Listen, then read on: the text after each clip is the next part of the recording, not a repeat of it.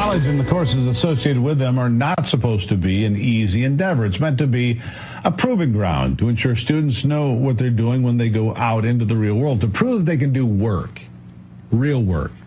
Harvard, which is associated with high prestige, recently came under fire after an internal report noted that the prevalence of students with outstanding grades is, well, suspiciously high. We call it grade inflation.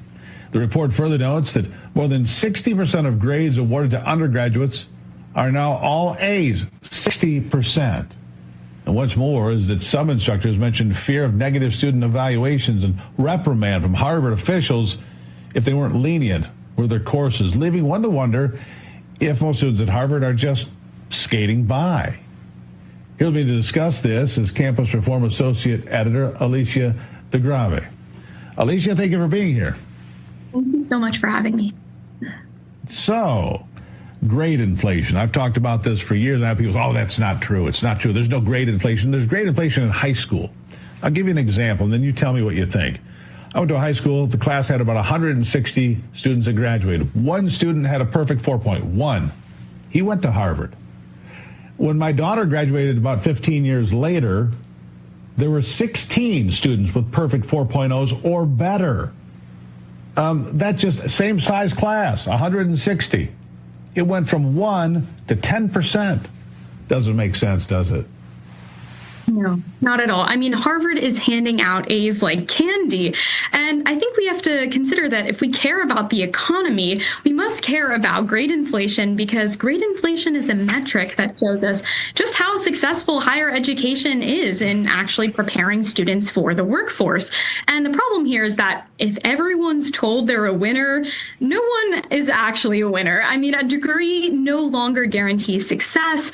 Recent college graduates face the same unemployment rate as Americans without a high school diploma. So grade inflation weakens the value of a college degree, and Harvard itself in this report has admitted that its grades just no longer mean anything. Harvard's grade inflation statistics speak to frightening trends in American higher education. We no longer prioritize merit in the classroom because we've lost our standard for excellence.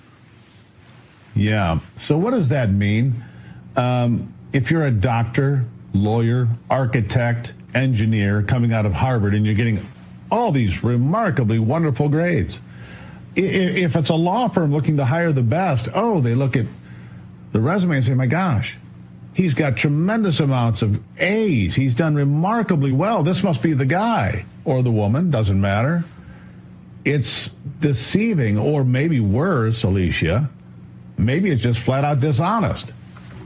What do you say? Right. I mean, the problem here is that feelings have replaced standards, and professors aren't preparing students for the workforce.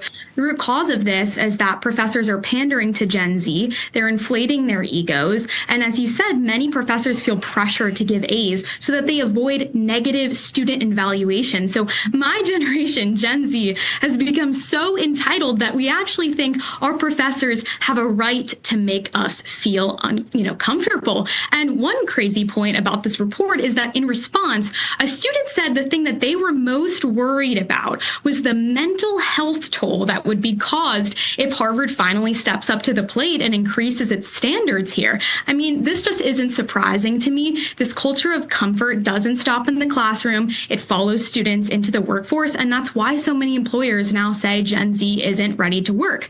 At the Leadership Institute's Campus Reform, we've reported that only 8% of hiring managers think Gen Z is ready for the workforce. So basically, when comfort matters more than competence, a college education just collapses into therapy. Yeah.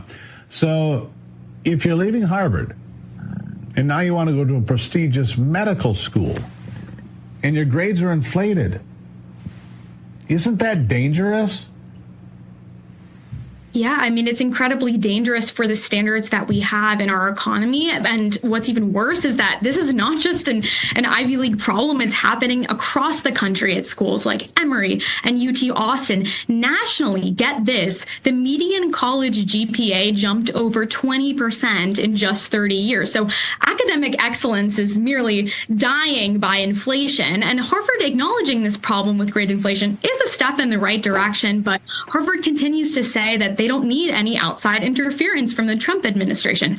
Well, I think they do. Harvard must sign Trump's Compact for Excellence in Higher Education, which calls for a return to merit in the classroom. The compact calls on schools to require the SAT for admission, and quite frankly, America doesn't need higher GPAs, it needs higher expectations.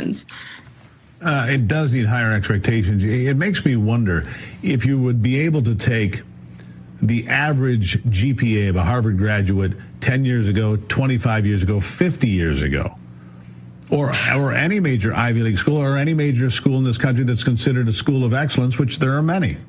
If you're able to do that, compare where we were 10, 25, 50 years ago, I think it would be jaw-dropping, Alessia. I think that people go, wow. And were people not as smart 50 years ago? I don't believe that, neither do you. Do you?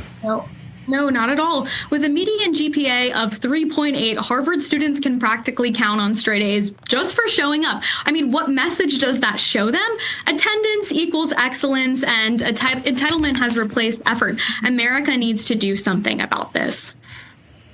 Yeah, we have to do something about this. We have to improve. So, other than Trump's initiative, shouldn't it be on these universities, these colleges, these places of higher learning to expect more of their students? Or let's say you go to a state school, you go to the University of Iowa, and you want to go to medical school, and your grades are 3.5, and the Harvard student's 3.8. Who's the medical school going to choose? Even if the kid at Iowa has worked harder, knows more, and deserves the position in the medical school more than the guy from Harvard, I mean, the institutions have to step up. They shouldn't have to be forced to do it. They should want to do it, shouldn't they? I think you're exactly right. And one thing that Harvard has noted in this report is that part of the problem is that a lot of these professors are being told to be more sensitive, get that, sensitive to students who aren't prepared for college. So, another, problem with this is just the DEI complex here, where students are, being told that, equity is related to grade inflation. Yeah, I'm going to find out here. Real quickly, one great thing about AI is I can tap it out. I can find out what the numbers are. But Alessia, I really appreciate you being here. It's a problem. Grade inflation is terrible. It should not be that, and we should expect more. By the way, 50 years ago, the average GPA at Harvard, 2.8. I just looked it up. 2.8 50 years ago. Today, 3.83. You tell me, folks, is there grade inflation? Right there it is. I like AI some days, Alessia. I really do. That's pretty smart. Greatly appreciate you being here. Thank you for having me. All right.